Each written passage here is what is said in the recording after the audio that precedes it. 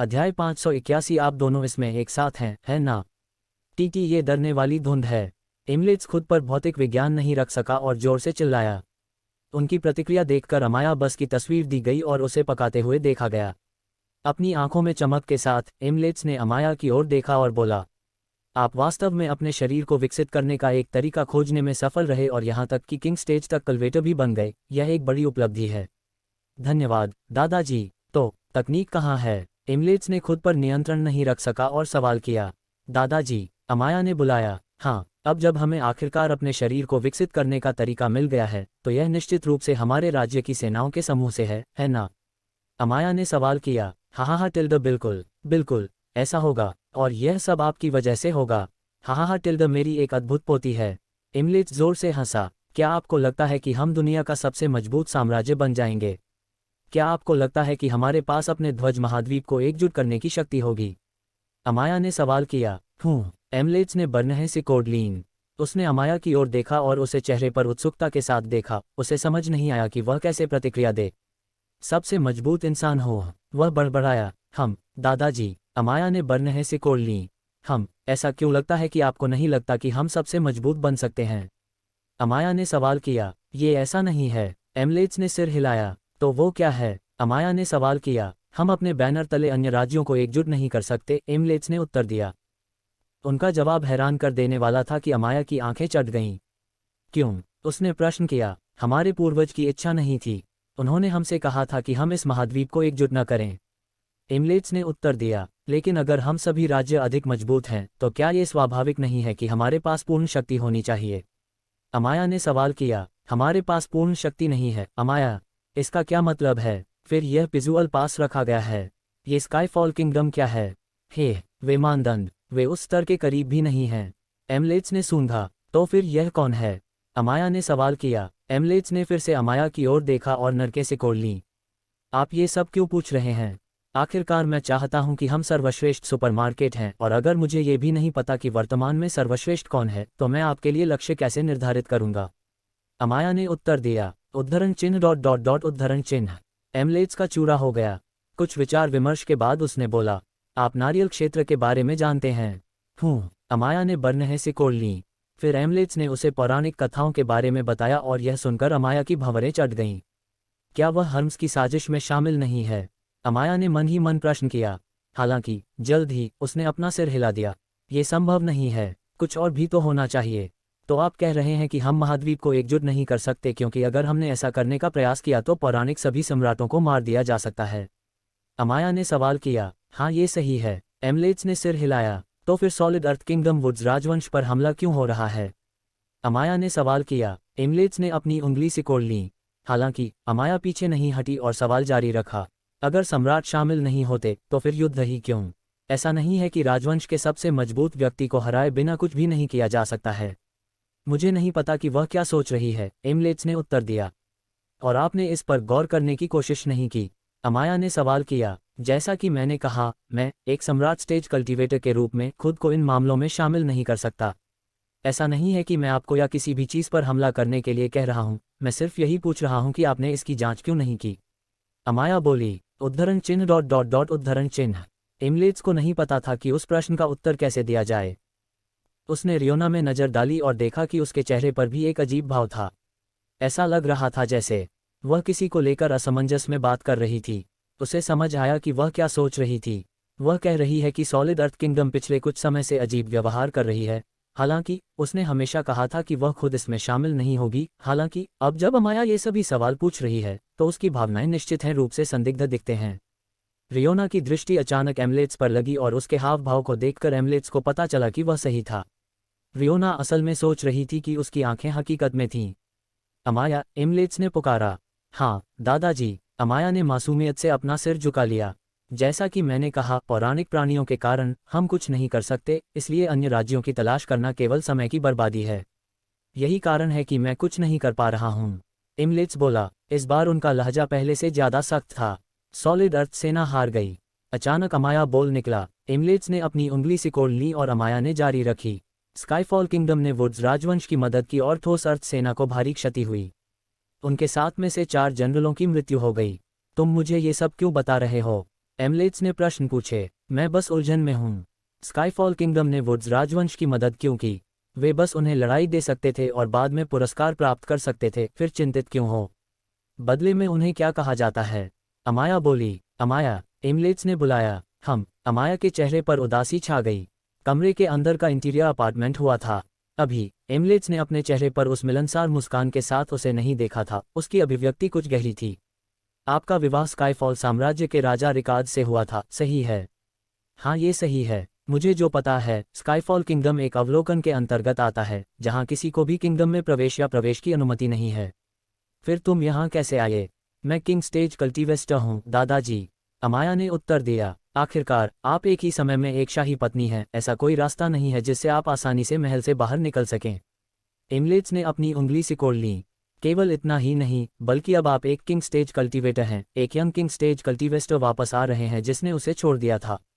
कुछ जुड़ता नहीं है। इसके बाद एमलेट्स ने रियोना की ओर से उनके विचार पूछते हुए कहा, हालांकि अचानक उनके दिमाग में एक और अनुमान लगाया गया। उसकी अभिव्यक्ति बदल गई। उसने इस अनुमान के बारे में थोड़ा और सोचा, इसके सत्य होने की संभावना और भी अधिक हो गई। एमलेट्स को आखिरकार एहसास हुआ, उसके साथ मूर्खों का व्यवहार वैसा ही किया जा रहा था। आप दोनों एक साथ हैं, है ना? उन्होंने सवाल किया तो अमाया का हाव भाव बदल गया। अध्याय 582 में ये कुछ भी नहीं था। आप दोनों एक साथ हैं, है ना? एमलेट्स ने सवाल किया और अमाया की अभिव्यक्ति बदल गई। रियोना लिटिल बिहाइंड हटी। वह अपने जलयान से बस एक पल की दूरी पर थी। बेशक, उसने प्रमाणित किया था कि वह एमलेट्स के खिलाफ कुछ नहीं कर सका। हालांकि वह कम से कम तब तक एमलेट्स पर हमला कर सकता था जब तक कि अमाया के पास का समय न हो जाए। अरे, मैं एडवुल्फ के रूप में किसी व्यक्ति के रूप में किस तरह का डिज़ाइन सोच रहा था? एमलेट्स ने हंसते हुए प्रश्न किया। हालांकि उनकी अभिव्यक्ति कुछ भी हो लेकिन आकर्षक थी। रियोना अब और भी तनाव में थी। हाँ, दूसरी ओर अमाया ने बहुत कुछ किया। ऐसा लग रहा था कि इंसानों को अपनी फिल्म से कोई बड़ी जिम्मेदारी नहीं उठानी पड़ी। ये और अधिक परेशान करने वाला हुआ जा रहा था। आपके मूड में सामान्य लोगों की तुलना में अधिक कड़े हैं। इतनी देर तक बात करने के बाद भी मुझे मुश्किल से कुछ मिला, लेकिन मुझे लगता है कि एक ऐसा सम्राट जो लंबे समय से है शासन कर रहा हो, ऐसी आशा की जा सकती है। अमाया ने अपने बाएं कंधे की मालिश की, फिर जब उसने एमलेट्स की ओर देखा तो उसकी अभिव्यक्ति गंभीर हो गई। ठीक है, मैं इधर उधर घूमकर बंद कर दूंगा और सीधे हो जाऊंगा। मैंने पहले ही सुना था कि आप हर्म्स के साथ जुड़े हुए हैं, फिर भी मुझे समझ नहीं आया कि आप उसका समर्थन क्यों कर रहे हैं। अल्सीमस से प्राप्त करने के लिए शांति का उपयोग करने से पहले उनकी योजना विफल हो जाती है। इसलिए यदि आप दोनों एक साथ आते हैं तो एल्किम्स और लेडी एस्टारिया के खिलाफ भी आपको कोई रास्ता नहीं मिलेगा। यह एक आसान लड़ाई होगी। तो फिर उसकी मदद करने में परेशानी क्यों? इसकी वजह क्या है? दोस्ती की दोस्ती, या आपके पास एक और तुलुप का पत्ता क्या है जिसे आप पकड़ रहे हैं? तुम किस बारे में बात कर रही हो, लड़की? मैंने पहले ही कहा था कि सम्राट ये पता नहीं लगा सका। पौराणिक जीव मर चुका है, हम इसे पहले से ही जानते हैं। अमाया ने टोका। उद्धरण चिन्ह डॉट डॉट डॉट उद्धरण चिन्ह। एमलेट्स का चूरा हो गया। रियोना ने भी बर्नहें सिकोड़ ली। अमाया एमलेट्स को पका रही। हे, अचानक एमलेट्स हंसी। इस विचार के लिए आप पहले से ही इस सब के बारे में जान लें। क्या यह आदमी एस्टेरिया के पक्ष में सुरक्षित है? एमलेट्स ने प्रश्न पूछे। बिल्कुल नहीं, लेकिन आप ऐसा कह सकते हैं। हाँ, अमाया ने सिर हिलाया। और आप? रियोना की ओर मुड़ते ही एमलेट्स ने सवाल किया। रियोना ने जवाब दिया, मैं सिर्फ अपनी बेटी के पक्ष में हूँ, बाकी कुछ नहीं कहना। अच्छा, एमलेट्स लुका, आपने अभी तक मेरे किसी भी प्रश्न का उत्तर नहीं दिया है, अमाया बोली। और आपको ऐसा क्यों लगता है कि मैं आपके प्रस्ताव का उत्तर देता हूँ? एमलेट्स ने प्रश्न पूछे। क्या यह एक और एम्पर स्टेज कल्वेटर है? आपके इतने सारे चित्र क्या हैं? अमाया ने पलटकर से सवाल किया। अरे, सशस्त्र सच में लगता है कि मैम्फी का जवाबी हमला है, हो? एमलेट्स बस मुस्कुराया। दरअसल, मुझे इस पर भी आश्चर्य हो रहा है कि आप यहाँ घूमने आए हैं। ये काफ़ी साहसिक बात है, मैं आकार ले रहा हूँ। एमलेट्स की अभिव्यक्ति उग्र हो गई। उस कुटिया एस्टेरिया के बिना आपकी रक्षा के लिए क्या आपको लगता है कि आप मेरे सामने जीवित रह सकते हैं? या आपने क्या सोचा था कि मैं हमारा डायमेंशन या आपकी उस अभिरुचि भरी तकनीक के कारण आपको नहीं मारूंगा? उन्होंने प्रश्न किया। उद्धरण चिन्ह डॉट डॉट डॉट उद्धरण चिन्ह। अमाया कुछ नहीं बोली। ही, अब आप सब चुप क्यों हैं? आप डरे हुए क्यों हैं? एमलेट्स की राक्षसी हो गई। उद्धरण चिन्ह डॉट डॉट डॉट उद्धरण चिन्ह। अमाया ने कोई जवाब नहीं दिया। इस विचार के लिए कि आप कुछ भी नहीं करते हैं, काफ़ी बदलाव हैं। मुझे लगता है कि आप अभी भी अपने जीवन को बहुत महत्व देते हैं। ठीक है, आप युवा हैं, इसलिए मैं आपको ये दोष नहीं देता। इसके बारे में कैसा है? तुम मुझे तकनीक बताओ दो और मैं स्ट्रोक और तारा माँ को दर्द निवारक शीघ्र मृत शरीर आप क्या देखते हैं? अच्छा सौदा है ना? एज क्या होगा अगर आप मुझसे कहें कि आप क्या छिपा रहे हैं और मैं आपको तकनीक बताऊं? अमाया ने पलटकर से सवाल किया। वह बहादुरी से आगे बढ़ने की कोशिश कर रही थी, हालांकि उसके हकलाहट ने उसे धोखा दे दिया। वह डर रही थी, वह डर गई थी। ये देखकर रियोना की तलवारें उसके हाथ में चली गईं, हालांकि इससे पहले कि उसने गांवों पर हमला किया। हौश तारानकन, तारानकन बम। उसका शरीर पीछे की ओर उड़ गया और दीवार से टकरा गया। माँ, अमाया की अभिव्यक्ति बदल गई और वह रियोना की ओर से तेजी से आगे बढ़ी। आर रन, रियोना सस्ती बोली बोली। मेरा प्रस्ताव अभी भी वैध है लड़की। तकनीक मुझे दो और मैं तुम दोनों को अनमोल मौत दूंगा। मेरी परीक्षा मत लो, जब अत्याचारी की बात आती है तो मैं काफ़ी अच्छी बात करता हूँ। इमलिट्स मुस्कुराया। मुझे एस्कॉर्ट मिस अफसोस है। अमाया बुदबुदाया। हथियार किस बात का पतावा है? एमलेट्स ने प्रश्न पूछे। काश में इतना मजबूत होता है। अमाया ने उत्तर दिया। हा टिल्डा, चिंता मत करो, आप अपनी उम्र के हिसाब से काफ़ी मजबूत हो सकते हैं। अपनी प्रतिभा के साथ अगर आप जारी रखते हैं तो आप भी मेरे जैसे मजबूत बन सकते हैं। लेकिन आप सही हैं, असल में आप में स्थिरता मजबूत नहीं है। अगर आप आखिरी बार मर चुके हैं तो प्रतिभा कोई मतलब नहीं। हा टिल्डा, एमलेट्स लुका। वैसे भी आखिरी मौका लड़की, मुझे तकनीक दो और मैं गाऊंगा। अचानक एमलेट्स की मुद्रा बदल गई। उनके बरहों पर बल पड़े। क्या हुआ? वह समझ नहीं सका। उसकी दुनिया उल्टी हो रही थी और सब कुछ ऊपर की ओर बढ़ रहा था। काश हम 3 मूर्तियां होती हैं तो चमकदार जादुई जगहें जहां अधिक जादुई होती हैं। फिर उसने अमाया की आवाज़ सुनी और अचानक तारानकन, उसका सिर जमीन पर गिर गया। वह मर गया, बिना ये जाने कि उसकी मौत कैसे हुई। एक सम्राट केवल इसलिए मजबूत होता है क्योंकि उसके पास अपने आसपास के मन को नियंत्रित करने की क्षमता होती है। अगर वह क्षमता छीन ले जाए तो वह थोड़ा मजबूत किंग स्टेज कल्टिवेटर से ज़्यादा कुछ नहीं करेगा। इसलिए यदि आप, जो एक बेहद मजबूत किंग स्टेज कल्टिवेटर हैं, किसी तरह सम्राट स्टेज कल्टिवेटर को आश्चर्यचकित करने में सफल हो जाते हैं तो उसे मारने का मौका आपके पास है। बेशक उसे आश्चर्यजनक रूप से आसान नहीं लगेगा। सम्राटों को हराना इतना आसान नहीं है। वह पूरी तरह से सही था। सम्राट कोई बड़ी बात नहीं है, नक्स ने टिप्पणी की, लेकिन इससे भी अच्छा होता अगर हम उसके मुंह से कुछ निकलवा देते। अमाया ने उत्तर दिया। ठीक है, सब कुछ योजना के अनुसार नहीं होता, अब ऐसा क्या होगा? नक्स मुस्कुराया। कम से कम हर्म्स अब अकेला है। हमने अपने नज़दीकी मौजूदा लाभ का उपयोग किया और एक एम्पर स्टेज कल्टिवेटर से इन्वेस्ट पा लिया। अब हमें बस इतना करना है कि एल्सीमस को हर्म्स के खिलाफ रखें और देखें कि क्या होता है। मैम, ये बहुत आसान होगा, ये सही है। अमाया ने सिर हिलाया। डब्ल्यू रुको। एच कैसे डब्ल्यू, क्या हो रहा है? रियोना, जिसने अभी अभी अपने राज्य के सबसे मशहूर फिल्म निर्माताओं की हत्या का आकलन किया था, फिल्म में अपनी जगह बनाने से नहीं रोका गया। एच, तुमने उसे कैसे मारा? ये कुछ भी नहीं था। इतना आश्चर्य मत करो सासू माँ। नक्स ने कंधे उचकाए। अध्याय 583। वैसे भी क्या हमें ससुर से मिलना चाहिए? ये कुछ भी नहीं था। इतना आश्चर्य मत करो सासू माँ। नक्स ने कंधे उचकाए। आप किस बारे में बात कर रहे हैं? क्या आपको एहसास भी है कि आपने क्या किया है? आपने एक सम्राट को मार डाला है। एक सम्राट, दुनिया में सबसे मजबूत अस्तित्व। आपने विश्व का संतुलन बिगाड़ दिया है। क्या आपको इसका एहसास है? अरे चलो, अगर वह सबसे ताकतवर होता तो वह नहीं मरता, तुम्हें पता है। नक्स ने अपना उदासीन रवैया बरकरार रखा। वह निश्चित रूप से अपनी सास की प्रतिक्रिया का आनंद ले रहा था। आपने ये कैसे किया? आप अभी भी सिर्फ एक किंग स्टेज कल्टिवेटर हैं, आप अपने दम पर एक सम्राट को कैसे मार सकते हैं? रियोना ने सवाल किया। वह अभी भी विश्वास नहीं कर पा रही थी कि क्या हुआ था। हालांकि एमलेट्स के सिर रहित शरीर को बिना किसी हलचल के फर्श पर पड़ा हुआ और उसका सिर जो अब दीवार पर लुढ़क गया था, देखकर उसके पास इस पर विश्वास करने के अलावा कोई विकल्प नहीं था। स्कार्डी साम्राज्य के संरक्षक सम्राट एमलेट्स की मृत्यु हो गई थी। मुझ पर विश्वास करो, मैं झूठ नहीं बोल रहा हूँ, वह कमजोर था। नक्स बोला, हालांकि इस बार उसकी अभिव्यक्ति गंभीर थी। एस्टारिया उससे कहीं अधिक मजबूत है। उद्धरण चिन्ह उद्धरण चिन्ह। रियोना को समझ नहीं आ रहा था कि क्या कहे। उसने सुना था कि लेडी एस्टारिया ने लगभग 1 महीने पहले नक्स को प्रशिक्षण देना शुरू कर दिया था। वह जानती थी कि यह नक्स के लिए बहुत फायदेमंद होगा, हालांकि उसने कभी नहीं सोचा था कि नक्स एक सम्राट को मारने के लिए पर्याप्त मजबूत हो जाएगी।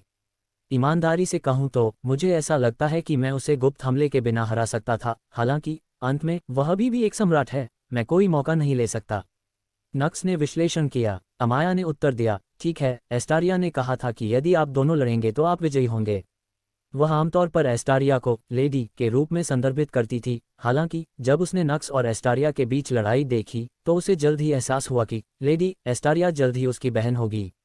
इसलिए उसे बुलाने के लिए लेडी का उपयोग करना थोड़ा अजीब था। इसलिए उसे अपने संबोधन का तरीका बदलना पड़ा। आखिरकार उसे जल्दी तैयारी शुरू कर देनी चाहिए। वैसे भी अब एमलेट्स के मरने के बाद हमने हर्म्स और सॉलिड अर्थ किंगडम के खिलाफ युद्ध की घोषणा कर दी है। अमाया की अभिव्यक्ति गंभीर हो गई। अब हमें ये सुनिश्चित करना होगा कि हर्म्स को यथासंभव देर से जानकारी मिले और इसके लिए अमाया फिर रियोना की ओर मुड़ी। रियोना ने भौहें सिकोड़ लीं। अंत में वह एक ऐसी महिला थी जिसने स्काडी साम्राज्य पर शासन किया था और उसका प्रबंधन किया था। उसका दिमाग किसी भी सामान्य व्यक्ति की तुलना में अधिक तेज था।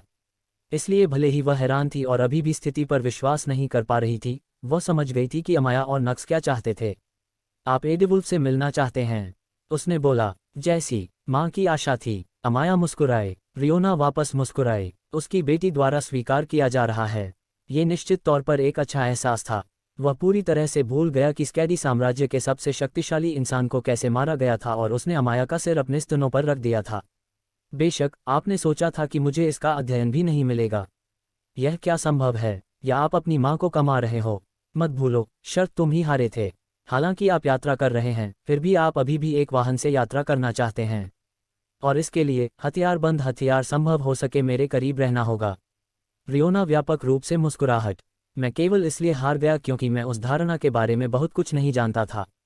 मैंने केवल उसके बारे में जो उसके आधार पर शून्य के आकलन के बारे में सुना था, अन्यथा आप उसे तब से जानते थे जब आप वास्तविक रूप से साथ बड़े हुए थे। इसमें अंतर था डेटा, अद्भुत नहीं। अमाया ने चेहरे पर झंझलाते हुए दिया जवाब। उसकी माँ सॉस्कर करने वाली थी। उसे इस तरह का गले का पहनावा किस तरह का प्लास्टर है? वह अब बड़ा हो गया था, उसे अपनी निजी जगह की जरूरत थी। आपको शर्त लगाने के लिए सहमत नहीं होना चाहिए। रियोना का उत्तर सरल था।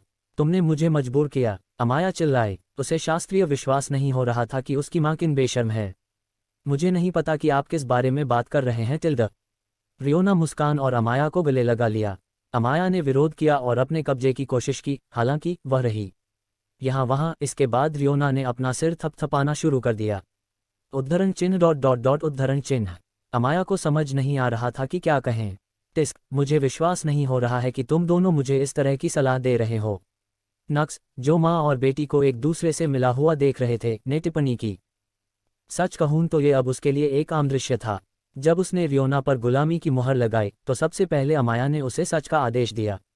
फिर सब कुछ सामने आ गया। रियोना स्कैडी नाम की महिला, वह महिला जिसके पास स्कैडी साम्राज्य की सबसे अधिक शक्ति थी, वह महिला जिसने राज्य के सभी ईसाइयों को त्याग दिया था और अपनी बुद्धि का उपयोग करके प्रभाव और शक्ति प्राप्त करने में सफल रही थी। आखिरकार वह औरत एक मूर्ख के अलावा कुछ नहीं थी जो अपनी बेटी के लिए पागल थी। जैसे ही अमाया का जन्म हुआ, रियोना बदल गई। उसे एहसास हुआ कि राज्य पर शासन करने का कोई मतलब नहीं है। हो सकता है कि वह अपने पति से प्यार न करती हो, लेकिन अपनी बेटी से अब वह बिल्कुल अलग बात थी। वह अपनी बेटी से बहुत प्यार करती थी। यह अब तक के सभी ग्राहकों के लिए डेटा के लिए है। जब इस बात का खुलासा हुआ तो अमाया को चमक महसूस हुई। इस सब के दौरान जब वह मन ही मन अपनी माँ को दोष दे रही थी, उसकी माँ उसके साथ रहने के विभिन्न वातावरण के बारे में सोच रही थी। अमाया, नीना को छोड़ी गई चाहत थी। उसने रियोना से कहा था कि जब भी वह टेलीपैथिक कनेक्शन का इस्तेमाल करती थी तो उससे संपर्क करें। इस फैसले पर उसे गहरा दुख हुआ क्योंकि रियोना ने एक भी पल नहीं गंवाया और सबसे साधारण मामले पर भी बात करने के उनके लिए संपर्क करें। बेशक अमाया का किरदार हो सकता है और कह सकता है कि उसकी माँ के बारे में चिंता थी या इस तरह की बातें, हालांकि नक्स और बाकी सभी लोग सच जानते थे। आखिरकार माँ और बेटी के बीच में दूसरा सुधार हुआ और अब वह पहले कहीं और अधिक मजबूत हो गई। क्या आप भी इसमें शामिल होना चाहते हैं? रियोना ने अपना हाथ नक्स की ओर स्केच किया। हालांकि अमाया ने तुरंत उस हाथ को पकड़ लिया और फिर उसे अपने सिर पर रख लिया। नक्स के अलावा कुछ भी। उसने अपनी माँ को सब कुछ तैयार करने को कहा जो वह चाहती थी। कुछ भी, लेकिन नक्स, वह ऐसी चीज थी जिसका वह स्वामित्व नहीं दे सका। बिल्कुल नहीं। उसकी प्रतिक्रिया देखकर रियोना हंसी पोस्ट की गई। वैसे भी हम लोगों से क्या मिलेंगे? नक्स ने फेस पर लाइट सी मुस्कान के साथ सवाल किया। दोनों महिलाओं ने सिर हिलाया और नक्स बुदबुदाया। मैं अभी अपने कई प्रेमियों से मिल रही हूँ। ऐसा लग रहा है जैसे कोई जानबूझकर ये सब कर रहा है। दोनों महिलाओं ने बस अपना सिर हिलाया। माँ, अचानक अमाया ने एक कनेक्शन का उपयोग करके कॉल किया जिससे नेक्सिकनेक नहीं था। वह कुछ पूछना चाहता था। अध्याय 584 एडिवुल्फ स्कैडी, क्या तुम मेरे गुलाम बनना चाहते हो? माँ, अमाया ने बुलाया। ये क्या है? रियोना ने सवाल किया। तुम्हें वह पसंद नहीं है ना? अमाया ने सवाल किया। मैंने हथियार पहले ही बताए थे, है ना? मैं नहीं। रियोना ने अंदर ही अंदर भरा और फिर जवाब दिया। अच्छा, अमाया चुप हो गई। आप मुझसे एक ही सवाल कितने बार पूछेंगे? आपने स्लेव सील का भी उपयोग किया। मैंने ऐसा पहली बार तब किया था जब मुझसे सभी प्रश्न पूछे गए थे। अमाया ने अपना उद्धार किया। ठीक है, लेकिन आप अभी भी इस बारे में नियमित रूप से सवाल करते हैं, है ना? अपनी प्रेमिका की मां पर क्या भरोसा है? रियोना ने सवाल किया। ये ऐसा नहीं है, अमाया ने उत्तर दिया। फिर उसने कुछ देर तक नक्स की ओर देखा और फिर अपनी आंखें सिकोड़ लीं। वह कमीना एक चुंबक है। वह जहां महिलाओं को आकर्षित भी करता है। यह उनकी एक अजीब बीमारी की तरह है। इसलिए मुझे नियमित रूप से यह सुनिश्चित करना होगा कि सब कुछ ठीक है। आप इसे नियमित स्वास्थ्य जांच के रूप में सोच सकते हैं। तुम्हारी मां पर भरोसा नहीं है क्या? रियोना चिल्लाया। जैसा कि मैंने कहा, यह आपके बारे में नहीं है। उसे मुझे एस्थेटिक में रखना होगा। मैंने उसे पहले ही मना कर दिया था कि वह पीछे ना पड़े, इसलिए कम से कम उसके मन में उस तरह का कोई विचार नहीं है, और न ही उसने शहीद स्मारक की कोशिश की है। लेकिन वह अभी भी बीमार है, इसलिए मुझसे इसकी पैदावार सुनिश्चित करें कि आप ठीक हैं। अमाया ने उत्तर दिया। यह एक गंभीर वस्तु थी, और वह क्लासिक नहीं चाहती थी कि उसकी माँ उसकी बहन बने। इसके बारे में नामांकन ही अजीब लग रहा था। उद्धरण। रियोना को समझ नहीं आ रहा था कि वह कैसे प्रतिक्रिया देती है। फिर उसने नक्स पर नज़र डाली और कुछ देर तक उसे देखने के बाद उसे समस्या समझ में आ गई। वह आदमी सुंदर था। उन्होंने अपने लंबे जीवन में अब तक सबसे खूबसूरत इंसान को देखा था।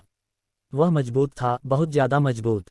वह समझ रहा था, वह सहयोगी था। वह बोला था, उसके पास स्लेव सील और अपने डुअल कल्टीवेशन को मिलाकर अपनी स्टाफ सेना बनाने की शक्ति है। हालांकि वह ऐसा सिर्फ अपने दोस्त के प्रति अपने प्यार के कारण नहीं करता है। सुंदर, मजबूत, वफादार और ईमानदार प्यार, इनमें से एक भी गुण किसी भी आदमी को एक दोस्त बना सकता है, और इस आदमी के पास ये सब कुछ था। उन्होंने निश्चित तौर पर देखा होगा कि अमाया किस बीमारी के बारे में बात कर रही थी। नक्स निश्चित रूप से एक महिला चुंबक थी। हालांकि यह मामला केवल अन्य महिलाओं के लिए है। वह अलग था। चिंता मत करो, मुझसे प्यार नहीं होगा। आप मुझ पर भरोसा कर सकते हैं। जब तक तुम मेरे पास हो मैं खुश हूँ। रियोना मुस्कुराहट। मैं नक्स का हूँ, अमाया ने तुरंत उत्तर दिया। रियोना को समझ आया कि वह क्या सोच रही है और उसका सिर पर मुक्का मारा। तुम्हारी माँ से बात कर रहे हैं, है ना? उद्धरण। अमाया चुप हो गई। उई, तुम दोनों क्या कर रहे हो?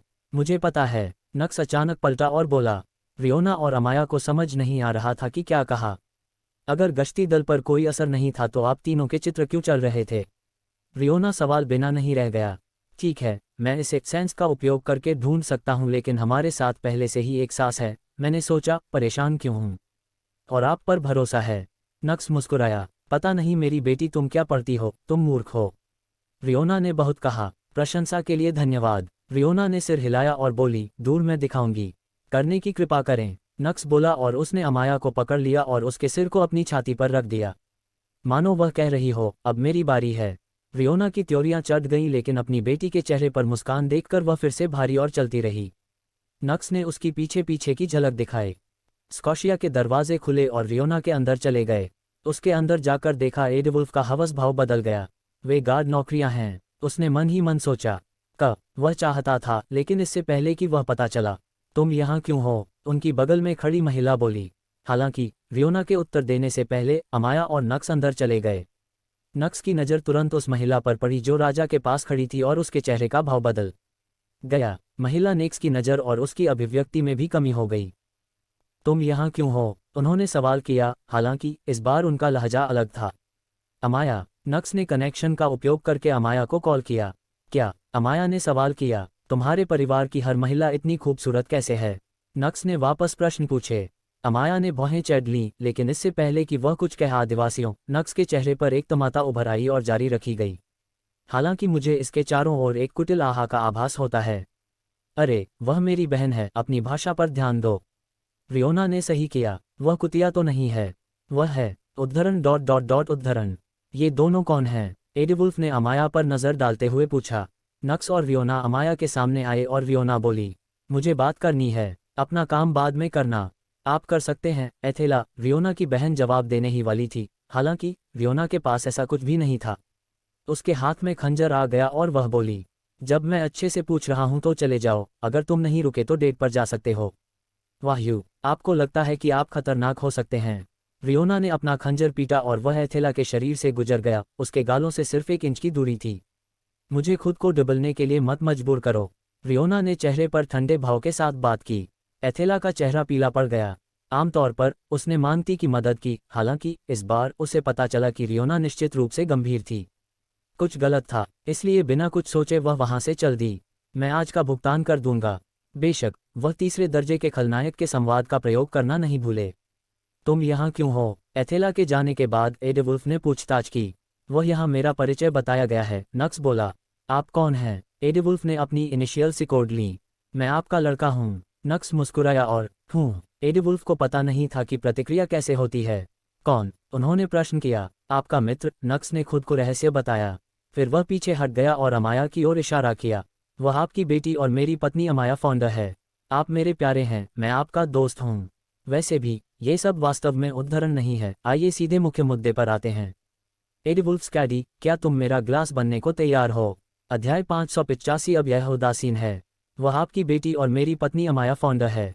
आप मेरे प्यारे हैं, मैं आपका दोस्त हूँ। वैसे भी ये सब वास्तव में उद्धरण नहीं है। आइए सीधे मुख्य मुद्दे पर आते हैं। एडवुल्फ स्कैडी, क्या तुम मेरा ग्लास बनने को तैयार हो? नक्स ने प्रश्न पूछे। आप किस बारे में बात कर रहे हैं? आपका दिमाग खराब हो गया है। एडवुल्फ खुद को नियंत्रित करने में असमर्थ था और उसने जोर देकर सवाल किया।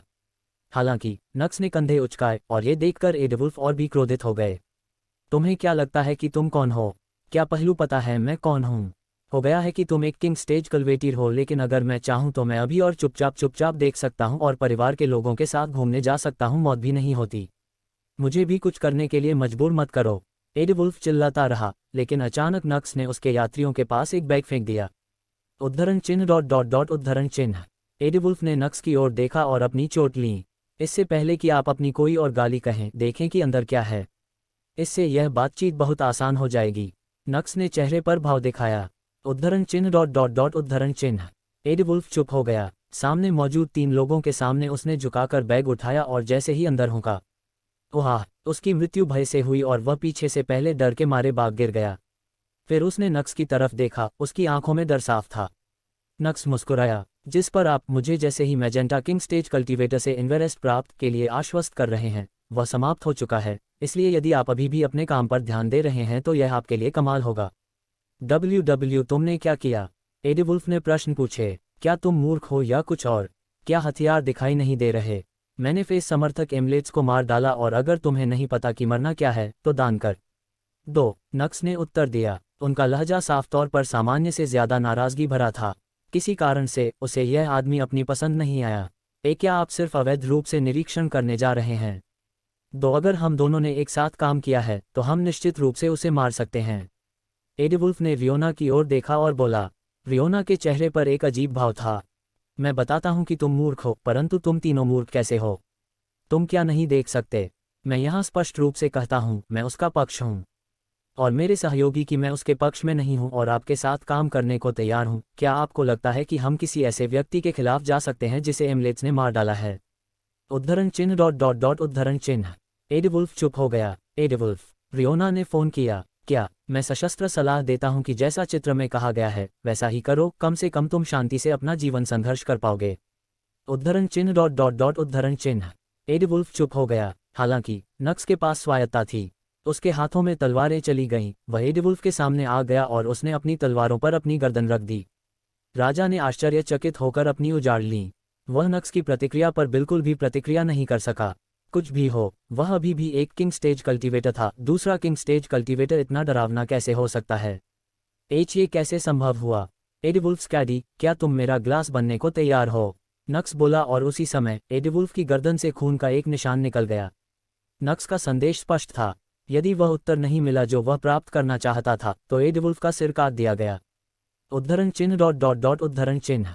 एडवुल्फ ने कुछ नहीं कहा। वह मन ही मन कई स्टेमिना के बारे में सोच रहा था। नक्स की तलवारें, फिर अपनी खेती के साथ खिड़की से बाहर कूदकर वह निश्चित रूप से जीवित रहेगी। फिर वह अपनी सेनाओं को इकट्ठा करेगी।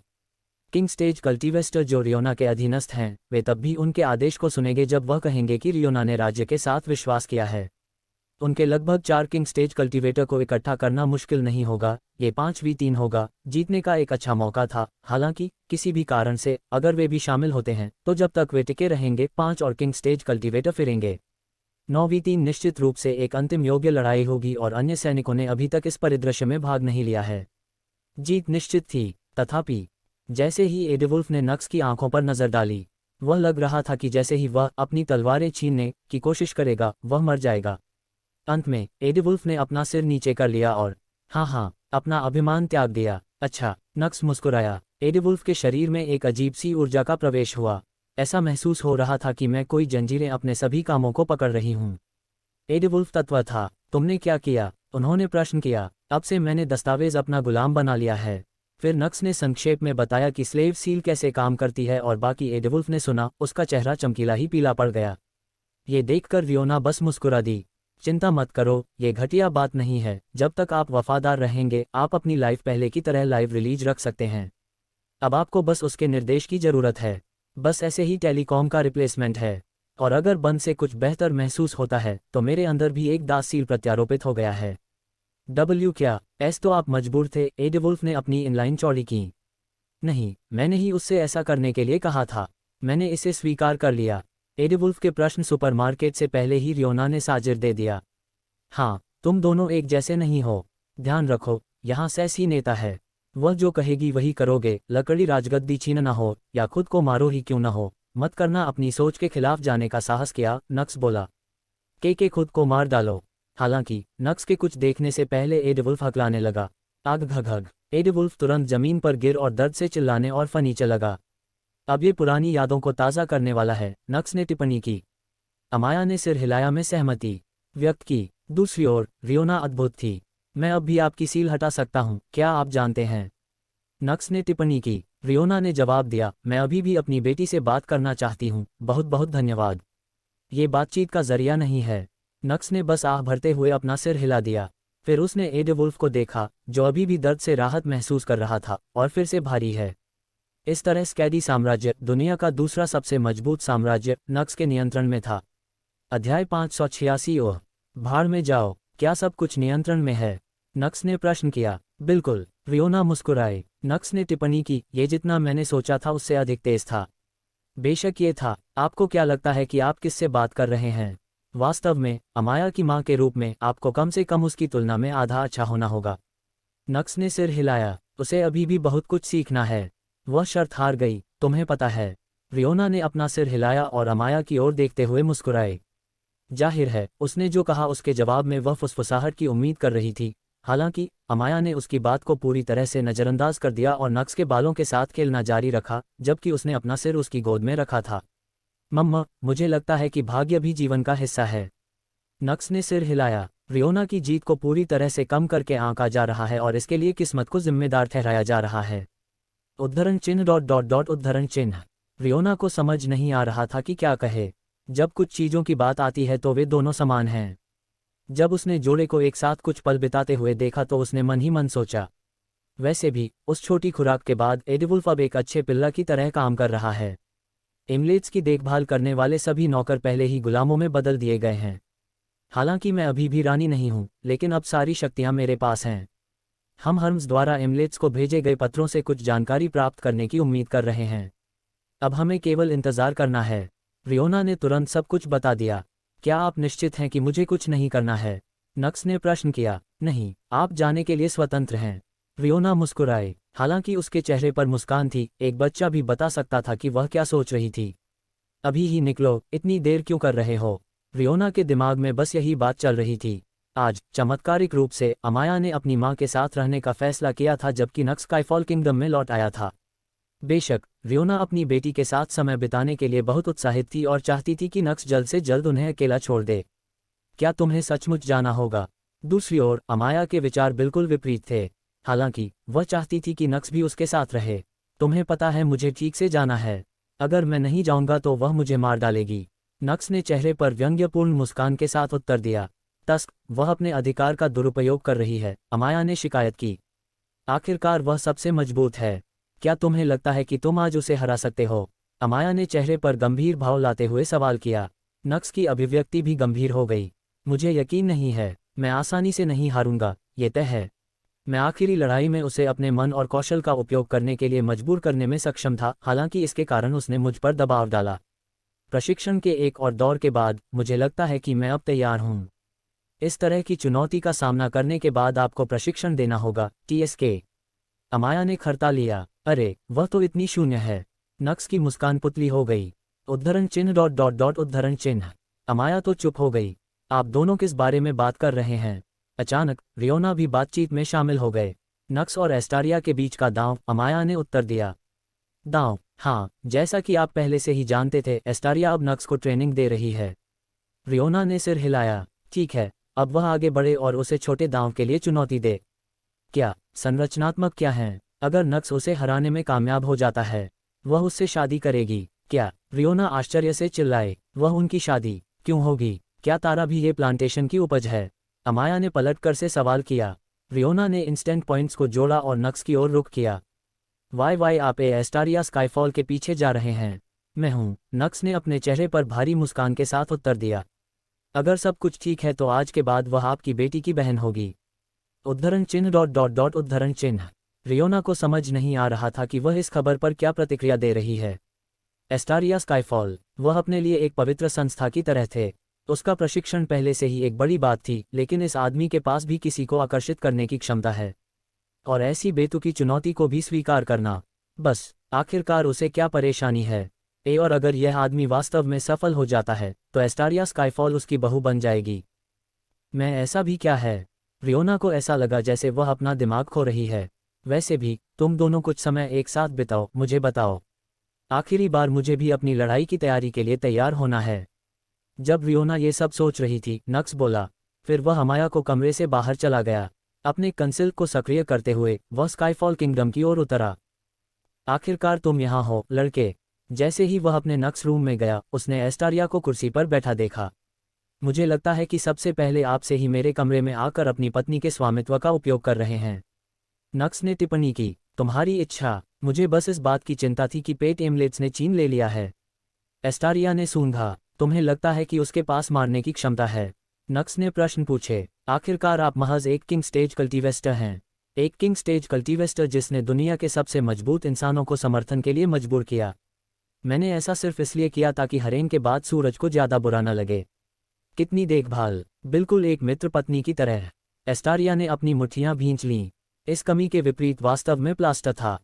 उसने ये भी नहीं बताया कि वह ऐसा क्यों शुरू करती है। वैसे भी, उसे क्यों मारा? एस्टारिया ने चेहरे पर गंभीर भाव से किया सवाल। नक्स ने उत्तर दिया, स्काडी एम्पायर अब हमारे पास है। अच्छा काम, ये बिल्कुल आसान था। एस्टारिया ने चेतावनी देते हुए कहा, बहुत अच्छी मत बनो, जैसा कि मैंने कहा था, वह सबसे खराब थी। नक्स ने उत्तर दिया, तुम्हें पढ़ने के बाद ही मैं बहुत हो गया। ऐसा नहीं होगा, मानो दोस्त, आप उसके संतुष्ट होने का इंतजार कर रहे हैं। आप गलत हैं। एस्टारिया को उसे मारने की जल्दी थी। हाँ, तुम सच में एक सुंदरी हो। ऐसे शब्दों का अर्थ न करे जैसा मैं अर्थ भी नहीं जानता। और फिर उन दोनों में फिर से नोकझोंक होने लगी।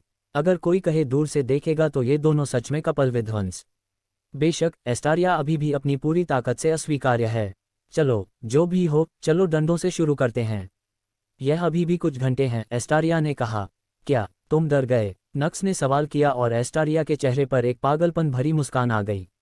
तुमने इसके लिए कहा था, लड़के। उहे, 14। अध्याय 587। उसने अपनी युद्ध शैली बदल दी। तुम क्या डरे हुए हो? एस्टारिया ने नक्स पर नजर डाले हुए अपने चेहरे पर एक विस्तृत आभूषण के साथ सवाल किया। क्षुद्र, नक्स ने अपने शरीर पर एक अनकही मुस्कान के साथ टिप्पणी की।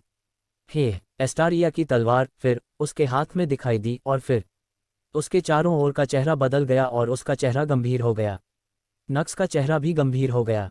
अभी वे दोनों एक जंगल में थे जो रॉयल पैलेस से लगभग 50 किलोमीटर दूर था। यही वह जगह थी जहां उन दोनों ने ट्रेनिंग शुरू की थी। खैर, आपकी व्यावसायिक ताकतों से प्रशिक्षण क्षेत्र काफी हद तक नष्ट कर रहे हैं। अन्यथा इस जंगल को भी नहीं खरीदा गया। यहाँ के अधिकांश पेड़ टूट गए थे, जमीन पर अनगिनत अखंड स्थल थे, फिर भी यह एक महान युद्ध क्षेत्र था। नक्स की तलवारें उसके हाथ में चली गईं और उसने युद्ध की मुद्रा ले ली। किसी और संकेत की आवश्यकता नहीं थी। एस्टारिया खो गई और नक्स के पीछे दिखाई दी। उसने अपनी तलवारें काट दी, जो नक्स में मन से घिरी हुई थी। तलवारें इतनी विनाशकारी थीं कि किसी भी किंग स्टेज कल्टीवेस्टर को ऐसे काट सकती थी मानो वह मक्खन काट रही हो। 7 स्टार रेटिंग से कम का कोई भी कवर कपड़े के टुकड़े से बेहतर नहीं होगा। ये हमला वर्गीकरण था। एक्स को पता था कि इसलिए वह पहले ही हवा में कूद गई थी और अपनी तलवारों से हमला करने पर रोक लगा दी थी। उसे उड़ने के लिए बुलाया गया था और एक पलटा के बाद वह फिर से खड़ा हो गया। एक और हमलों की उम्मीद थी मैं। जैसा कि उसे उम्मीद थी, एस्टारिया उसके सामने आया और उस पर फिर से हमला किया। इस बार हमला काफ़ी धीमा हो गया क्योंकि यह गति पर अधिक ध्यान केंद्रित था।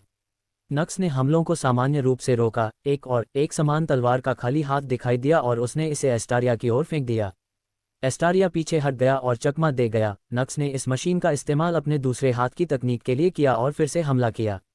एस्टारिया ने तलवारें छीन ली, लेकिन इससे पहले कि वह आराम कर सके, नक्स की तलवारों पर दूसरा हमला फिर से उसके सामने हुआ।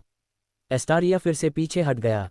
हे, नक्स ने हंसते हुए कहा। एस्टारिया को सलाह देने की कोशिश की और साथ ही बजना बजना बजना उन्होंने दावे की श्रृंखला शुरू कर दी, जिससे एस्टारिया को बार बार पीछे हटने के लिए मजबूर होना पड़ा। नक्स की स्त्रियां, जो दूर से देख रही थी, युद्ध पुस्तिका संग्रह। हालांकि यही बात एरिया, फोरोस या विंस्टन के बारे में नहीं कही जा सकती। उन तीनों को विश्वास ही नहीं हो रहा था कि दुनिया के सबसे प्यारे इंसान एस्टारिया को पीछे धकेला जा रहा है, और इस बार वह पहले की तरह पीछे हट रही थी। वह असल में अपना सब कुछ दे रही थी, लेकिन नक्स के हमले उसके लिए भी बहुत तेज थे। उसने अपनी युद्ध शैली बदल दी। यहाँ मौजूद हैं सभी लोगों में से सबसे अनुभवी विंस्टन ने अपनी आंखें सिकोड़ लीं। उसने किया। एम्बर ने सिर हिलाया और फिर सामा। अरविना, उनके पिछले शिक्षकों ने उन्हें तलवारें सिखाई थीं। जैसा कि आप पहले से ही जानते हैं, अरविना ने खुद को लेडी एस्टेरिया से सीखी थी, इसलिए उन्होंने जो शैली सीखी वह लेडी एस्टेरिया से मेल खाती थी। हालांकि जब उन दोनों के बीच नोकझोंक जारी रही, तो लेडी एस्टारिया ने देखा कि यह तकनीक नक्स वापस पकड़ में आ गई क्योंकि उसने अपनी उन्मत्त गति का ठीक से उपयोग करने में विफल रही। नक्स की कमजोरी उसकी आक्रमण शक्ति थी। उसकी आक्रमण शक्ति एक कमजोर है। विंस्टन को समझ नहीं आ रहा था कि क्या कहा जाए। जनरल और पिछली रानी भी कुटिलता से मुस्कुराए बिना नहीं रह सके। वह शक्ति पर आक्रमण करता है। उनमें से प्रत्येक कल में एक सामान्य किंग स्टेजटिवेटर को मारने की शक्ति होती है। वो बिल्कुल भी बेकार नहीं था। भले ही वे अपने सभी प्रयासों और अपने अंतिम हमलों का एक साथ उपयोग करें, वैक्स की कमजोर हमलों की शक्ति से होने वाले नुकसान से शुरुआत में असमर्थता नहीं होगी। और जब मुझे ये पता चला कि वह क्या सोच रहा था, तो एम्बर ने स्पष्ट किया, ठीक है, उस आक्रमण शक्ति से किसी सम्राट को क्षति पहुंचाना संभव नहीं था। बेशक उसके पास अभी भी अपना तुलुप का पत्ता और अन्य कौशल हैं, लेकिन फिर भी हम यहाँ केवल कोल आक्रमण शक्ति के बारे में बात कर रहे हैं।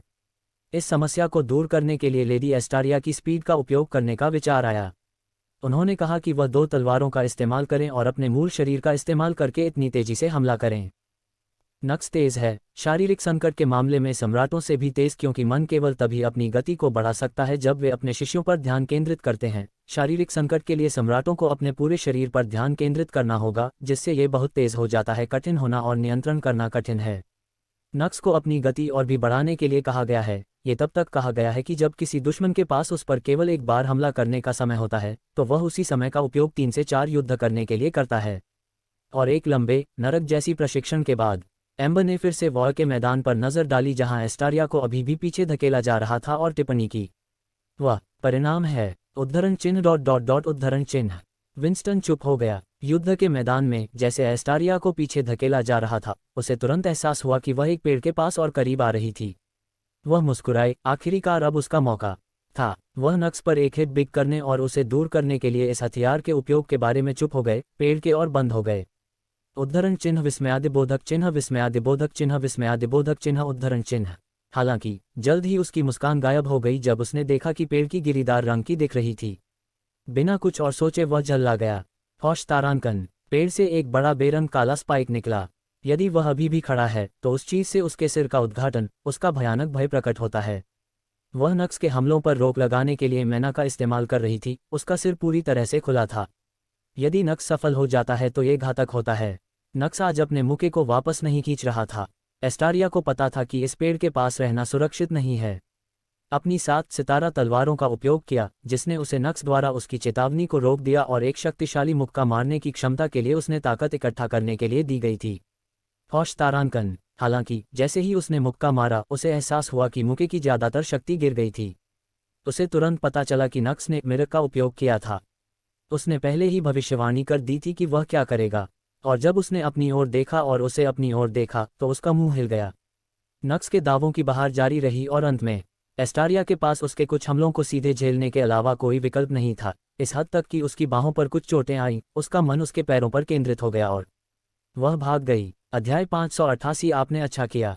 एस्टेरिया भाग गया। खैर, वह बिल्कुल भागी नहीं थी, वह बस उन दोनों के बीच दूरियों में पैदा हुई थी, लेकिन एक सम्राट के लिए ऐसा कुछ करना ये डेटा से अलग नहीं था। एस्टारिया के चेहरे पर जो गंभीर भाव दिखाई दिया, उसे देखकर कोई भी बता सकता है कि वह भी यही सोच रही थी। आप में सुधार हुआ है, धीरे धीरे मैंने उनसे कहीं अधिक पूछा, उन्होंने टिप्पणी की। हालांकि नक्स ने अपनी टिप्पणी पूरी तरह से ऑफलाइन कर दी और अपनी ओर से दौड़ लगा दी। एस्टारिया के चारों ओर हमला किया गया और उसकी तलवारों को घेर लिया गया। उसने इसे नक्स की ओर मारा और नक्स पर हमलों पर रोक लगाने के लिए अपनी दोनों तलवारों का उपयोग करने के लिए मजबूर किया। फिर मन तलवारों से एस्टारिया के विध्वंस तक चला गया। एस्टारिया ने अपनी तलवारें, जो नक्स की 2 तलवारों का वजन उठा रही थी, एक जगह बन गई। इस बार एस्टारिया ने अपने मन का इस्तेमाल किया और नक्स के पेट पर टोकरा मारी। ध्यान दें, जब एक सम्राट आसपास के मन के बजाय अपने स्वयं के मन का उपयोग करता है तो हत्याएं काफ़ी बढ़ जाती हैं। इस किक के पीछे की ताकत नक्स के पत्थरों को तोड़ने के लिए काफ़ी थी। अगर हमला शामिल है तो कोई रास्ता नहीं है कि नक्स थेरेपी और कम से कम 2 घंटे आराम के बिना खड़े रहें। हालांकि नक्स सिर्फ मुस्कुराया। एस्टारिया की किक के पीछे की शक्ति अचानक नष्ट हो गई। वह तुरंत समझ गया कि क्या हुआ है और वह अपनी लाइन सिकोड़ लें। नक्स ने एस्टारिया की तलवारों को आधार के रूप में इस्तेमाल किया और हवा में पलटकर उसकी पीठ थपथपाई। एस्टारिया रैपिड से घूमी, उसके उतरने से पहले उस पर हमला करने की कोशिश की, लेकिन इससे पहले कि वह ऐसा कर पाती थी, वह तेजी से एक तरफ चली गई। वह मुन्नी के पीछे गई और उसने एक ब्लैक स्पाइक को देखा जो उसके दिल को नाजुक बना रहा था। क्षतप्रद, उसने मन ही मन सोचा। नक्स उतरा और तारांकन बजना हमला किया। एस्टारिया ने बचाव और नक्स ने दूसरी तलवारों का इस्तेमाल किया। बजना बजना बजना, नक्स के दावों की बहार फिर से शुरू हो गई। एस्टारिया के फेस पर झंझलाहट दिखाई दी। यह एक समस्या थी। उनके सामने वाले राक्षस की शक्ति बहुत अधिक थी, विशेष रूप से उनके सिद्धांत राज्य वितरण के बाद यह उम्मीद की जा रही थी कि वह थक जाएंगे, मूर्खतापूर्ण है। इसके अलावा वह हमेशा स्पाइक से बच नहीं सकती, जो कि सबसे बड़ी हिस्सेदारी है। अगर वह एक बार अपनी दुकान में चला गया तो लड़ाई खत्म हो जाएगी। उसे अपनी रणनीति बदलनी पड़ी। वह फिर उछल पड़ा। नक्स ने अपनी ओर बढ़ने की कोशिश की, हालांकि उसने दूरी बनाए रखी। जब शरीर की गति की बात आती है तो नक्स तेज हो सकता है, हालांकि प्लास्टिक की गति में जब भी वह मन का उपयोग करता है तो वह निश्चित रूप से तेज हो सकता है। नक्स को ऑटोमोबाइल का कोई रास्ता नहीं है। क्या आप नामांकित से महज किंग स्टेज कल्टीवेस्टर लेडी एस्टारिया से दूर भाग रही हैं? नक्स हंसा क्योंकि उसने एस्टारिया का पीछा करना जारी किया। फिर उसने फोसोस और अन्य लोगों की ओर देखा और बोला, आपकी प्रजा निराश होगी। और नक्स सही था। खैर, टूटने के बजाय फोस और अन्य लोग चौंक गए। उन्होंने कभी नहीं सोचा था कि वे ऐसा दिन देखेंगे। सिर्फ वे ही नहीं बल्कि नक्स की पत्नी भी हैरान रह गए। एस्टारिया भाग जा रहा है, मुझ पर विश्वास नहीं हो रहा। फेलबटा ने टिप्पणी की। मुझे पता है कि वह कह रहा था कि वह आज उसे सह रहा है, लेकिन यह एम्बर को भी इस पर विश्वास नहीं हो रहा था। क्या हम अंततः सिस्टर एस्टारिया का स्वागत करने जा रहे हैं? मैं उत्साहित हूँ। स्काइला खुशी से मुस्कुराए। मैं भी उससे इसी तरह लड़ना चाहता हूँ। हालांकि फ्लॉगर विप बेहतर होगा। एडा हंस पड़ी। वह क्या है? इवन ने भौहें चढ़ाते हुए सवाल किया। आह, तुम कल वहां नहीं थे। भगवान का शुक्र है कि आप नहीं थे। बस उसे छोड़ दो। वह जो बातें कहती हैं उनमें से ज्यादातर को नजरअंदाज करें। इससे पहले कि एडा इवन को भ्रष्ट कर पाता, अल्लुरा कूद पड़ा। एडा ने चिल्लाया, क्या इसकी अनुमति है? अचानक लेन ने युद्ध के मैदान की ओर इशारा करते हुए सवाल किया। एस्टारिया, जब वह नक्स से भाग रही थी, हेल्थ पोशन और मैना पोशन दोनों का सेवन कर रही थी। उद्धरण उद्धरण। औरतें चुप हो गईं। उन्होंने कभी उम्मीद नहीं की थी कि एस्टारिया कुछ ऐसा करेगी। बेशर्म, वे दोनों महत्वपूर्ण लक्ष्य हासिल कर रहे हैं और बिल्कुल भी पीछे नहीं हट रहे हैं। यह एक लड़ाई के बजाय एक लड़ाई है, एक असली लड़ाई। वास्तविक युद्ध में कोई नियम नहीं होते, हर चीज की अनुमति है। थायरा ने टिप्पणी की। ये सही है। एम्बर ने भी सिर हिलाया। लेकिन वह एम्परा स्टेज कल्टीवेटर है। इवान ने शिकायत की। क्या आप कह रहे हैं कि उसे नक्स को एक विकलांगता दे देनी चाहिए क्योंकि वह उससे बेहतर है? एम्बर ने सवाल किया और इवन चुप हो गया। फिर महिलाएं युद्ध देखती रहीं। आपको भागने की जरूरत नहीं है, आप जानते हैं, हालांकि मैं पसीने से तर हूं, मुझे यकीन है कि मुझे बदबू नहीं आ रही है। नक्स हंसा। उद्धरण चिन्ह उद्धरण चिन्ह। एस्टारिया ने कुछ नहीं कहा। नक्स ने आह भरी और अचानक वह रुक गया। औषधि कुछ भी नहीं बदलेगी, उन्होंने टिप्पणी की और साथ ही उन्होंने औषधि का सेवन भी शुरू कर दिया। मुझे बस पोषण का भी सेवन करना है, ये स्पा की एक और शुरुआत होगी, मुझे बस तुम्हें फिर से हराना है। उसने सरका दिया। फिर अब यह एक कड़ा शब्द है। एस्टारिया मुस्कुराया। फिर उसने जो औषधि पी थी उसकी खाली शीशी फेंक दी और मैं आपकी सराहना करता हूँ, आपने अच्छा किया।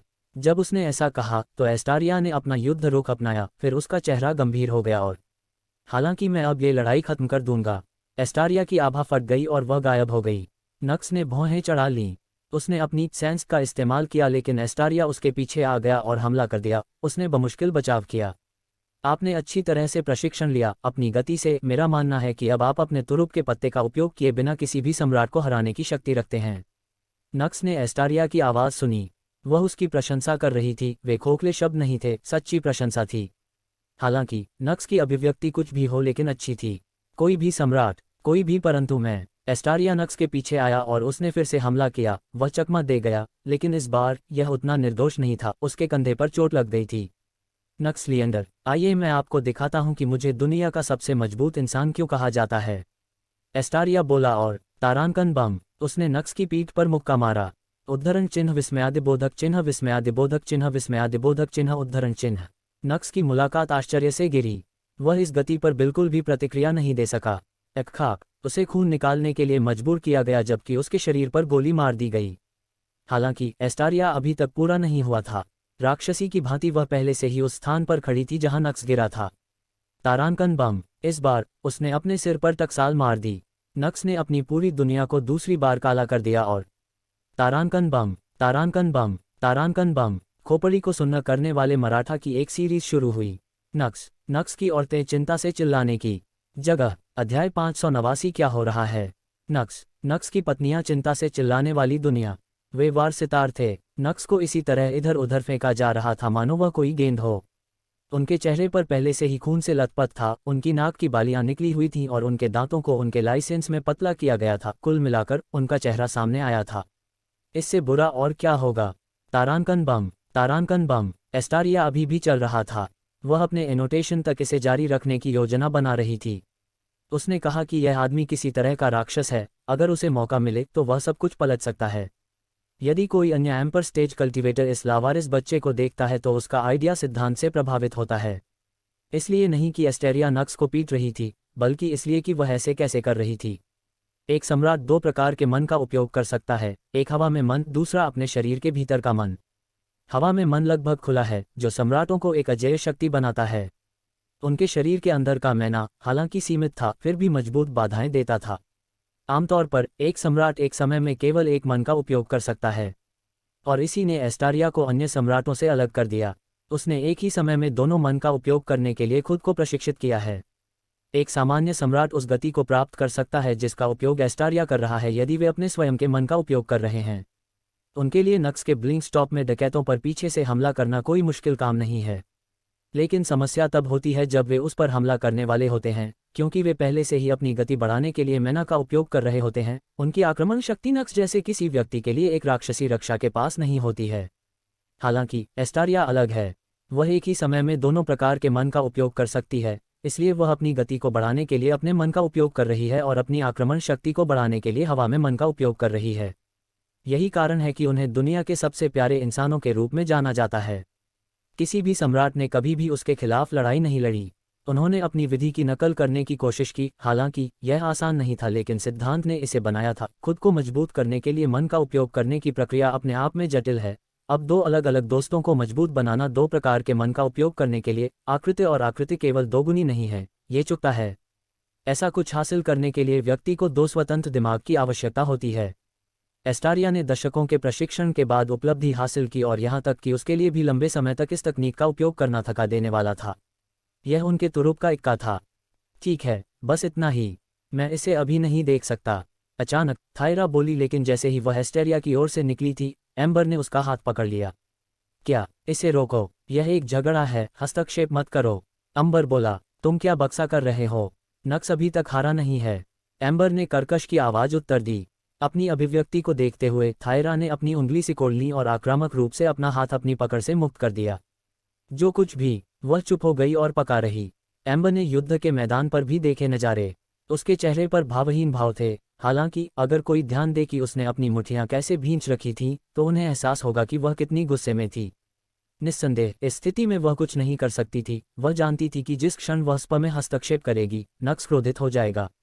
और ऐसा नहीं था कि अगर एस्टारिया ने कुछ करने का फैसला किया तो वह कुछ भी कर सकती थी। वह बहुत शक्तिहीन थी। वह केवल शक्तिहीन होकर लड़ाई देख सकती थी। तारांकन बम। नक्स पर फिर से हमला किया गया और उसके शरीर को गोली मार दी गई। एस्टारिया पहले से ही दूसरे छोर पर इंतजार कर रही थी, उस पर फिर से हमला करने के लिए तैयार थी, जैसे वह इस समय कर रही थी। लेकिन अचानक नक्स गायब हो गया। एस्टारिया की ठंडी अभिव्यक्ति भौं में बदल गई। उसने चारों ओर देखा और नक्स को कहीं भी नहीं पाया। नक्स। दूसरी ओर नक्स की पत्नियां तेजी से उसकी ओर दौड़ीं, जैसे ही वह उनके पास आया और जमीन पर गिर गया। हालांकि नक्स ने अपने चेहरे पर गंभीर भाव के साथ अपना हाथ उठाया। उनकी स्त्रियां रुक गईं। नक्स ने तुरंत एक उपचार औषधि निकाली और उसे पी लिया। फिर उसने अपने चेहरे से खून पोंछा। दूसरी ओर एस्टारिया को तुरंत एहसास हुआ कि वह कहाँ था और उसकी ओर दौड़ रहा था। नक्स बस मुस्कुराया और भागने लगा। अब वह वही नकल कर रहा था जो एस्टारिया ने पहले किया था। तुम्हें लगता है कि तुम मुझसे दूर भाग सकते हो? एस्टारिया ने सवाल किया। क्या तुम्हें लगता है कि अब मुझे पकड़ने के लिए तुम्हारे पास पर्याप्त मन है? नक्स ने वापस प्रश्न किया। उसे इस बात का एहसास तब हुआ जब वह एक चिथड़े की गुड़िया की तरह पिट रहा था। एस्टारिया के वार के पीछे की ताकत और उसकी गति कम हो गई थी। उसके माथे पर पसीने की बूंदें भी इसका स्पष्ट संकेत थीं। वह थकी हुई थी। एस्टारिया ने अपनी आंखें सिकोड़ लीं। मैं हमेशा अपने मन को पुनर्जीवित कर सकता हूँ। तो फिर इसे कीजिए, नक्स ने चुनौती दी। एस्टारिया ने अपना सिर झुका लिया और फिर उसने उसका पीछा करना बंद कर दिया। उसने मन औषधि ली। नक्स ने भी अपने स्वास्थ्य के ठीक होने का इंतजार किया। किंग स्टेज कल्टीवेटर बनने के बाद उन्हें जो पुनर्जनन प्राप्त हुआ था वह भी प्रभावी रहा। उसे एहसास हुआ कि यह उतना बेकार नहीं था जितना उसने सोचा था, बल्कि यह एक महान निष्क्रिय कौशल था। मन, सहनशक्ति और स्वास्थ्य के अलावा ये क्षमता उसके द्वारा पीने वाले औषधि के प्रभाव को भी बढ़ा देती है। इसलिए उन दोनों के एक छोटे से ब्रेक के बाद नक्स की मुस्कान चौड़ी हो गई और वह एस्टारिया की ओर दौड़ पड़ा। कमबख्त राक्षस, एस्टारिया ने मन ही मन शाप दिया। उसके घावों से इतनी जल्दी उबरने के लिए उसका आधा मन भी पुनर्जीवित नहीं हुआ है। उसके पास एक ही विकल्प था, उसे भागना होगा। ये शर्मनाक था, लेकिन लड़ाई तो लड़ाई थी। वह हार नहीं सकती। वह कभी नहीं हारेगी। अपने चेहरे पर दृढ़ भाव के साथ एस्टारिया ने आसपास के मैना को इकट्ठा किया और भागने लगी। हे, नक्स हंसा। फिर अचानक उसकी गति इतनी बढ़ गई कि एस्टारिया को लगा कि वह गायब हो गया है। जब वह उसके पीछे देख रही थी, उसे ढूंढने की कोशिश कर रही थी, नक्स उसके सामने आया और उसने एस्टारिया के दिल को निशाना बनाते हुए अपनी तलवार भोंक दी। उसने तुरंत उसके हमले को टाल दिया। तलवार उसके कंधे पर लगी।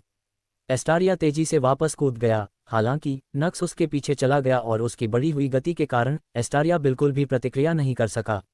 वह केवल आश्चर्य से अपनी आंखें चौड़ी कर सकी, एक ही बात सोच रही थी।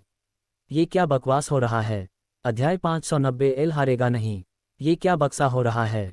एस्टारिया की अंजलि आश्चर्य से गिरी। उसने यह नहीं बताया कि क्या हो रहा है। नक्स की गति अचानक बहुत बढ़ गई थी। उसे विश्वास था कि नक्स कुछ भी करने के लिए मन का उपयोग नहीं कर रहा था। उसे ये भी नहीं पता कि यह कैसे करना है। यहाँ तक कि वह एक सम्राट और एक राजा के बीच की सीमा को भी नहीं तोड़ सकता। वह एक अजीब तकनीक का प्रयोग कर रहा था, ऐसी तकनीक जो पहले कभी नहीं दिखी। एस्टारिया को पता नहीं था कि उसकी प्रतिक्रिया कैसी है। उसने पहले ही अपने मन का उपयोग कर लिया था और सम्राटों के विपरीत, जिसमें अपनी गति बढ़ाने के लिए अपनी आक्रमण शक्तियों की खोज कैसे करनी होती है। नक्स की आक्रमण शक्ति अब भी पहले जैसी ही थी। अचानक एस्टारिया ने अपनी आंखें सिकोड़ लीं। उसने देखा कि नक्स के हमलों की गति पहले जैसी ही थी। ऐसा लग रहा था जैसे उसकी गति में वृद्धि सिर्फ उसकी कल्पना थी। यह एक सेकंड भी नहीं चला। बजना बजना बजना। हालांकि समस्या अभी भी हल नहीं हुई थी। वह फिर उसी स्थिति में जिस पर बिना किसी आराम के नक्स की 2 तलवारों से हमला कर रहा था, और इस बार मन से बाहर होने के कारण उनकी स्थिति खराब हो गई थी। अब उसे इंतजार करना था और नक्स के हमलों का बचाव जारी रखना था जब तक कि उसने जो मन पोषण पिया था वह काम नहीं करता था और उसे अपना कुछ मन वापस नहीं मिल जाता था। नक्स ने भी समस्या को समझाया। एस्टारिया अभी भी अपने सभी मैथ्यू का बचाव कर रहा था। अगर ऐसा जारी रहा तो चीजें फिर से पहले चरण में चली गईं और वह दूसरे दौर के लिए तैयारी नहीं कर रही थी। नक्स के चेहरे पर एक कुटिल मुस्कान उभर आई। इतना सब कुछ होने के बाद भी मैं उसे हरा नहीं सकता। वह एस्टारिया पर नजर डालती है जो अपने मराठा का बचाव करती है और वह अपने सिर के अंदर की ओर हिलाया करती है। फिर उसके चेहरे पर एक दृढ़ भाव दिखाई देता है और मैं ये लड़ाई नहीं हारूंगा। फिर नक्स गायब हो गया। एस्टारिया ने बर्न है स्टैटिस्टिक्स। उसने फिर से अपनी महिलाओं की ओर देखा। हालांकि इस बार नक्स वहां भी नहीं था। उसने महसूस किया वह अपनी उत्कृष्ट तकनीक का प्रयोग कर रहा था। उसका चेहरा एक कुटिल मुस्कान है। यह ऐसी तकनीक नहीं थी जिससे कोई मुक्ति मिल सके, और इस कमीनी ने इसे इस्तेमाल करने के लिए बिल्कुल खराब समय चुना, क्योंकि उसके पास खुद का बचाव करने के लिए ज़्यादातर उसका मन नहीं था। हालांकि जैसे नक्स अब अपनी तकनीक की जांच करता था, वैसी ही वह भी प्रशिक्षित थी कि नक्स की तकनीक कैसे काम करती है। उसने अपने हृदय और मस्तिष्क जैसे महत्वपूर्ण बिंदुओं की सुरक्षा के लिए तुरंत अपने पास मौजूद मस्तिष्क का उपयोग किया और फिर उसकी पलकें झपकाईं। नक्स तत्काल उसके पास आ गया। उसने बचाव करने की कोशिश की, लेकिन फिर भी किसी ऐसे व्यक्ति के बचाव के खिलाफ जो करना बिल्कुल असंभव था, जो आपके ठीक बगल में दिखाई दिया था, अपने हमलों की तैयारी थी।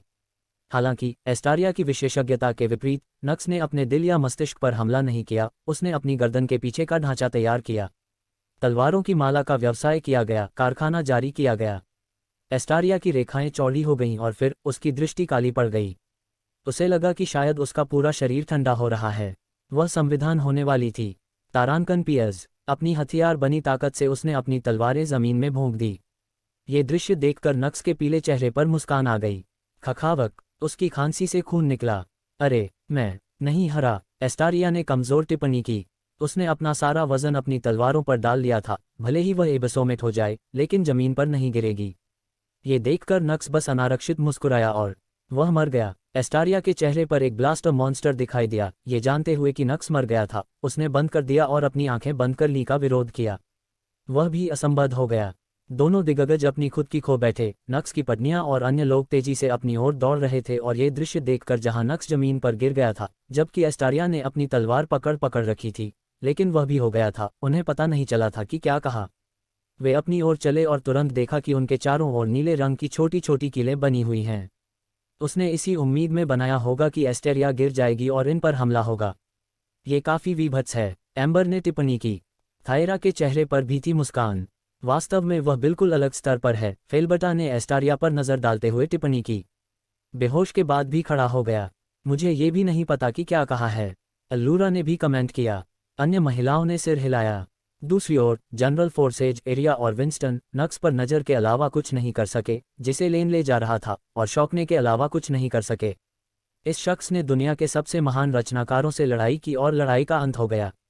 इसका क्या मतलब है? इसका मतलब ये था कि वह अब दुनिया का सबसे मशहूर कलाकार था, जो एस्टारिया के ठीक बगल में खड़ा था।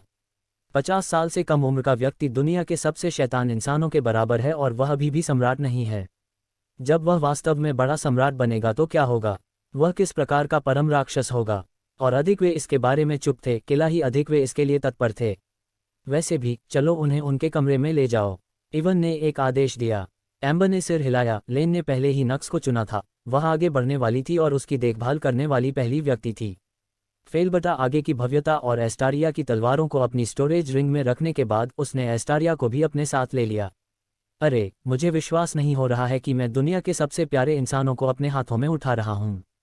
एस्टारिया हंसे। बाकी औरतें भी संस्मरण। कुछ महीने पहले मैंने कभी इसकी कल्पना भी नहीं की थी। फेलबटा हंसा। हाँ टिल्ड, ये सही है, मैं इसकी कल्पना भी नहीं कर सकता। स्काइला भी जोर से हंसी। उद्धरण चिन्ह ... उद्धरण चिन्ह। लेन ने कुछ नहीं कहा और बस नक्स की ओर देखा, जो उसकी बाहों में लेता था। उसका चेहरा अभी भी छोटा सा विचित्र था, हालांकि लेन को इससे कोई फर्क नहीं पड़ता था। वह बस अपने चेहरे को पकाती रही और मन ही मन मुस्कुराती रही। टास्क। जब थायरा ने लेन की ओर देखा तो वह खर्राटे लेने लगी। बेशक लेन ने उसे पूरी तरह से प्रतिबंधित कर दिया। इवन ने बस इतना भरा। उसे एक रानी की तरह व्यवहार करने की बर्बादी थी, क्योंकि उसके पेज अभी भी देखे गए थे। उन्होंने फोर्स और अन्य लोगों पर नज़र डाली और ऑर्डर दिया। ठीक है, पत्थर, जो करना है उसे करो। हम उन्हें उनके कमरे में ले जाएंगे। जैसी आपकी आज्ञा, रानी इवन। वे 3 आज्ञाकारी धीरे धीरे चले गए। उनके छात्रावास के बाद इवन की स्थिति इस हद तक बढ़ गई कि रॉयल पैलेस में किसी ने भी उनके प्रवेश की पुष्टि नहीं की। उनका प्रभाव रिकार्ड से कहीं अधिक चुकाया गया है। अब उसके पास रॉयल पैलेस में पूर्ण शक्ति थी।